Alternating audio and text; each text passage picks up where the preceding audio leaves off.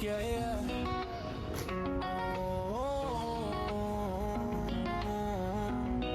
Yeah. Tara na, vroom vroom, takbo tayo sa hangin siya. So sa pagbo-vulcanize naman ng mga bikes, gaya nitong bike na to, this is our Terminator bike. Dapa. Dapang dapa. And this one is also full flat. Ngayon kung nasa labas kayo, ang ginagawa namin kasi dito, palitan ng interior. May dala kami interior. Kasi yung interior nito mga to 100 lang.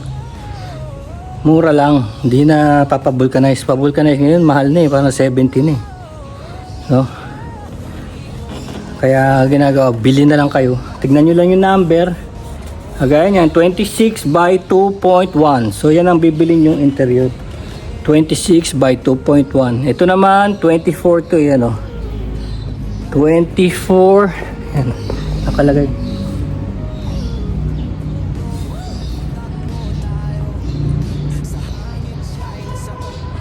$20 by 17.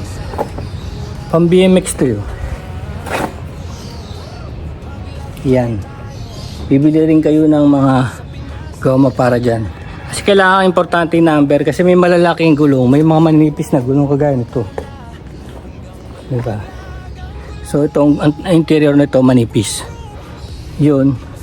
Malalaki. Although parehas sila ng width, no? Yung diameter. Parehas. Kailangan yung sundin mo rin yung thickness niya sa loob. Marami naman yan sa online, no? Bili na kayo ngayon kaysa antayin nyo pang masiraan kayo tapos maghanap-hanap pa kayo ng vulcanizing shop out of nowhere. Alright, unlike the Manda motor, no, madali lang madali lang sikotin yung interior nya. See? Tapos ito may tool na ganito sa mga bicycle shops. Everything you need. Everything. Oh. Maraming brands to, pero this one is a Merida. See? May pangkalas pa ng kadena. And may mga knife, screwdriver, yung pinakamaliliit na key, Allen key, oh, pinakamaliliit. At of course, lahat ng keys na kailangan ng isang mountain bike, pati star. Ayan yung isang star. Oh. Ngayon, na-split to kasi panikwat to yun. Panikwat here. Kasi yung unang kailangan sikwatin eh. Oh. Diba? See? Siyempre napakadali na sa akin to, no, dahil ginagawa ko nga to sa motor. Ang laki-laki nung ganun lang. Kailangan sila dalawa eh, oh.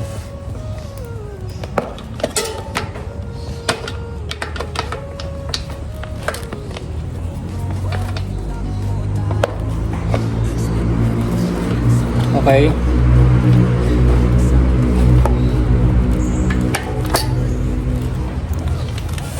Pero siguraduhin nyo lang na walang hangin na. Tinatanggal namin dito yung niya, yung pinaka nozzle. Para siguradong walang hangin. Of course, kung emergency situation gaya nito, dapa ito eh. Dapa ito, dadapa ng ganyan, no? In 10 minutes. So kung nasa alanganing lugar kayo, meron naman kayong pump, yung hand pump, di ba? I-pump nyo pag extreme cases na yan, kasi minsan maliliit lang yung butas eh. Minsan more than 10 minutes eh. So gagawin nyo, bombahan nyo, tapos buuli kayo hanggang sa makakita kayo na vulcanizing shop or may tumulong sa inyo na kasi minsan alanganin yung lugar eh. See? Oh. So ganyan. Tapos isang side lang naman kailangan niya eh, isang side. Wow, pangit na ng gulong ko, my god. Gulong ko ba yun? O yung pinabit sa loob? Diba, ganun lang oh. Kasi sorry na, ilang taon na rin yung gulong na to. Hindi na kasi nag-bike, diba? Ayan. So ito, hindi ko na to vulcanize. Gagamitin ko na tong panali. Ginagamit namin itong panali. Ginugunting namin. Kasi nakita ko presyo nito, ayan ang nakalagay.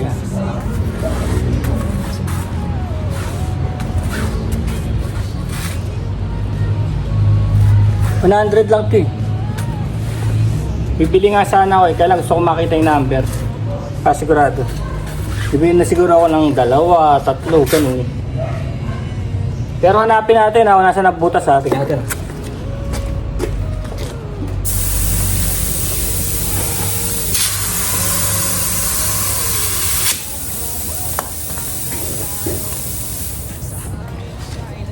Alam niyo kung bakit importante rin malaman kung nasan yung butas?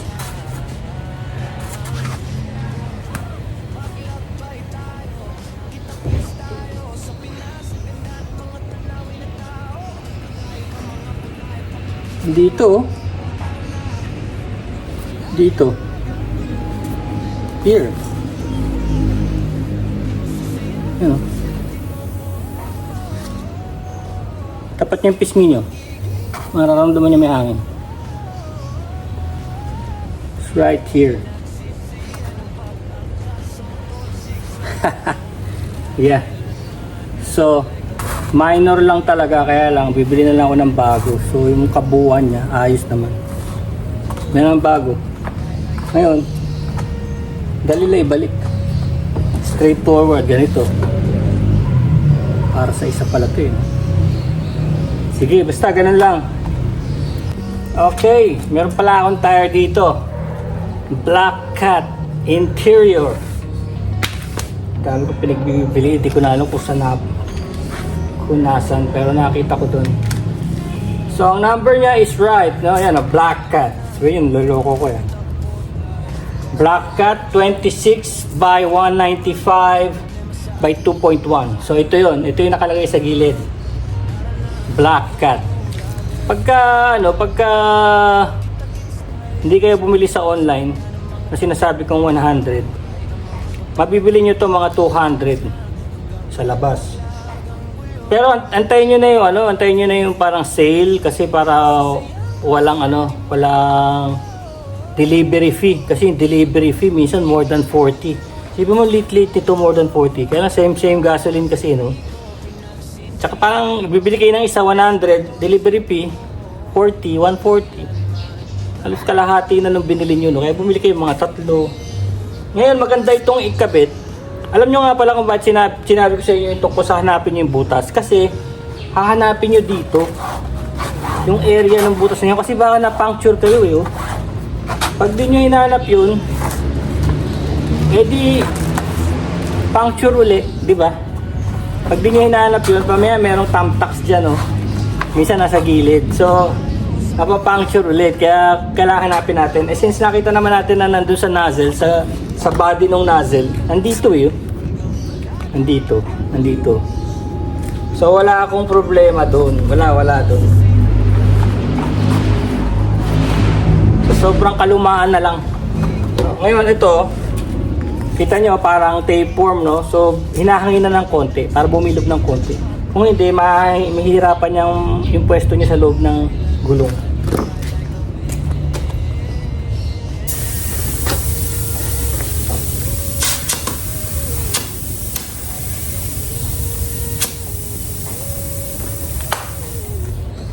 Konti lang naman. And of course, gumagamit tayo ng tank kasi vlog lang naman to. Pero sa labas, meron akong hand pump. Iyon. Okay, kabit na natin. Parang layo tayo para makita niya ng gusto. Iyan. Salamat sa aking pipitsuging tripod na nagkakalaga ng 100 na mukhang hindi magtatagal. Pero pwede na rin pagtsagaan. 2 paa niya nalalaglag.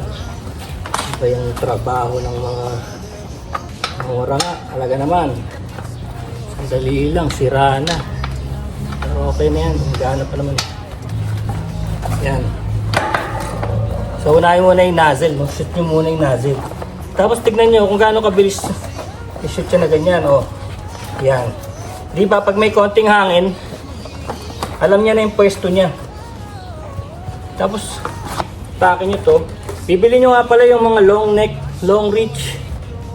Long. May maliit kasi na parang gandito lang oh. Grabe. Ang liit. Huwag yun. Nabibili yun ng mga beginners. Yun na ibibigay sa inyo pag wala kayong kalam-alam. Yun na ibibigay sa inyo. Yung maliit na yun. Ito, madali na nga. Sinabi ko nga sa inyo, kinakamay-kamay lang. Oh. Kinakamay-kamay lang yan. Oh. Naalala ko lang, nagbubiyahe kami doon. Yung bandang huli lang na ito, yung natataranta yung mga girls natin. Kasi nga naman, baka may mangyari sa nails. Kaya, yeah, dito sa bandang huli, mabuti na lang ito hindi nakaka-puncture because it's plastic. Diba? Ito. Yung sinasabi sa inyo yung final. Yung final naman kasi kahit saan naman yan, kahit sa motor, mahirap talaga yan. So, kasi yan yung magko-close na. Medyo kailangan mo dyan ng brute force. Nakakala mo masisira yung gulong mo or may masisira ka, pero actually that's the brute force. Di ba napakadali ng bike kasi nga ginaganon-ganon mo lang. Sa motor di mo yan magagawa. Tsaka kapag kamali ka sa motor, pwede ka rin talaga masugat, masaktan. No, lagyan natin ah.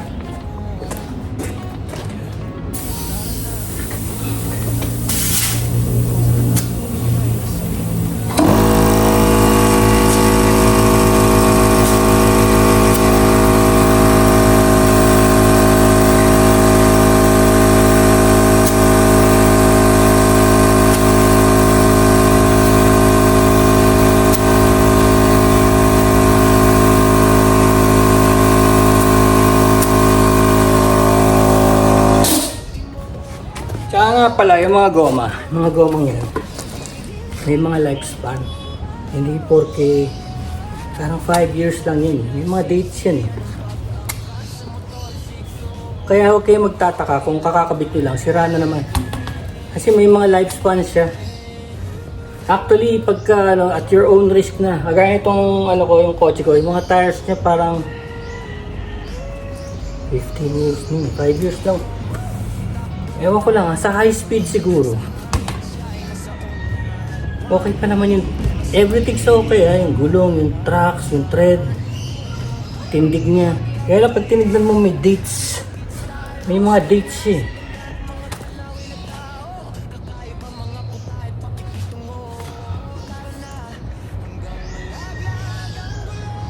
Ito.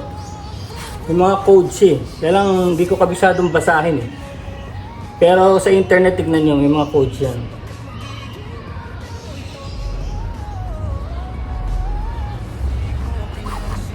I have no idea. Ayoko mag-guess. Pero yun lang. Habit na natin sa mountain bike. And away we go.